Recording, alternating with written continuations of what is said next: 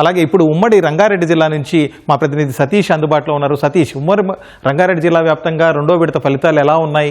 ఏ పార్టీలు ఎన్ని స్థానాలు గెలిచాయి? ఇంకా ఫలితాలు పూర్తిగా వెలువడ్డాయా? ఇంకా ఎన్ని పెండింగ్లో ఉన్నాయి? ఇప్పటి వరకు ఉన్నటువంటి డీటెయిల్స్ ఏంటి?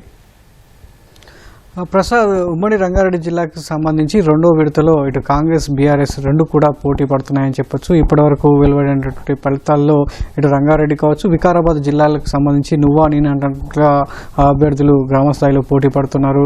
సో ఓటర్లు నిక్షిప్తమైనటువంటి బ్యాలెట్ బాక్స్లో ఒక్కొక్క గ్రామానికి సంబంధించినటువంటి ఫలితం అభ్యర్థులను కూడా ఆశ్చర్యపోయేలా చేస్తుంది. ఒక్క ఓటుతో ఇటు బీఆర్ఎస్ కాంగ్రెస్ సంబంధించినటువంటి అభ్యర్థుల మధ్య పోటీ నెలకొనగా ఒక్క ఓటుతో గెలుపొందినటువంటి అభ్యర్థులు కూడా ఇటు వికారాబాద్ జిల్లా బంట్వారం మండలం, అదేవిధంగా రంగారెడ్డి జిల్లా చేవెళ్ల మండలంలో ఉన్నారని చెప్పొచ్చు. దీనికి సంబంధించి ప్రస్తుతం వెలువడుతున్నటువంటి ఫలితాల ప్రకారం ఇంకో 10 నుంచి 15 గ్రామాలకు సంబంధించినటువంటి ఫలితాలు రావాల్సి ఉంది. ఇంకా ఆ గ్రామాల్లో ఓట్ల లెక్కింపు కొనసాగుతుంది రంగారెడ్డి జిల్లాలో.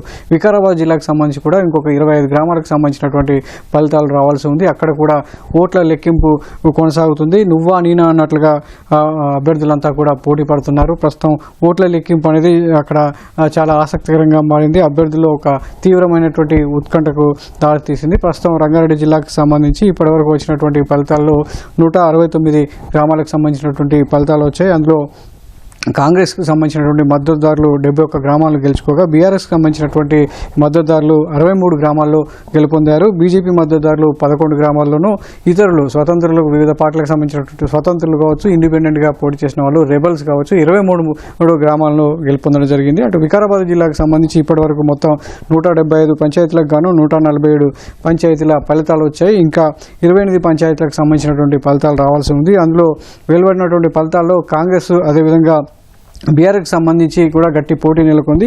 కాంగ్రెస్ మద్దతుదారులు 74 మంది గ్రామ పంచాయతీలను గెలుచుకోగా బీఆర్ఎస్కి సంబంధించినటువంటి మద్దతుదారులు 28 పంచాయతీలు గెలిచారు. బీజేపీ మద్దతుదారులు 4 పంచాయతీలను గెలుచుకోవడం జరిగింది. స్వతంత్రులు మాత్రం వికారాబాద్ జిల్లాలో సత్తా చాటుతున్నారు. ఇప్పటివరకు వెలువడినటువంటి ఫలితాల్లో 41 మంది ఇండిపెండెంట్లు వికారాబాద్ జిల్లాలో గెలుపొందడం జరిగింది. ఇటు రంగారెడ్డి కావచ్చు, వికారాబాద్ జిల్లాకు సంబంధించి చూసినట్లయితే ఇప్పటివరకు పోటాపోటీగానే నెలకొంది. ఇంకా పూర్తి స్థాయిలో వెలువడినటువంటి ఫలితాల్లో కూడా ఆసక్తికర పరిణామాలు చోటు చేసుకోబోతున్నాయి. ఒక్క ఓటుతో గెలిచినటువంటి సందర్భాలు కూడా ఈ రెండో విడతలో నెలకొనడం అనేది అభ్యర్థుల్లో ఒక ఉత్కంఠను రేకెత్తిస్తుంది. పూర్తి ఫలితాలు వెల్లడయ్యాక మాత్రం ఇటు రెండో విడతలో కూడా కాంగ్రెస్ ఆధిపత్యం కొనసాగుతుంది. ప్రసాద్.